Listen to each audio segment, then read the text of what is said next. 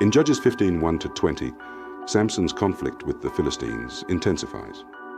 The chapter begins with Samson going to visit his Philistine wife, only to discover that her father has given her away to another man. In retaliation, Samson catches 300 foxes, ties their tails together in pairs with a torch between each pair, and releases them into the Philistine fields, setting the crops on fire. The Philistines, upon learning why this has happened, burn Samson's wife and her father to death. This further enrages Samson, who attacks and kills many Philistines.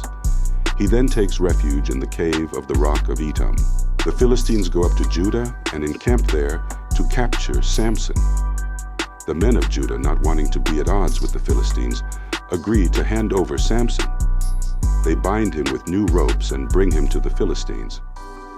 However, when Samson arrives at the camp, the Spirit of the Lord comes upon him, and he breaks the ropes binding him as if they were strands of burned flax.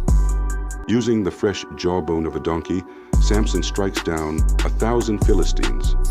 After the battle, he composes a short victory poem to commemorate the event. Soon after, he becomes extremely thirsty and cries out to God, who miraculously provides water for him from a hollow place in the ground. The passage concludes by noting that Samson led Israel for 20 years during the days of the Philistines. The chapter highlights the cycle of violence and retaliation between Samson and the Philistines, driven partly by personal grievances and partly by the broader conflict between the Israelites and the Philistines. It also emphasizes the exceptional strength granted to Samson by the Spirit of the Lord, allowing him to accomplish feats that would be impossible for ordinary men.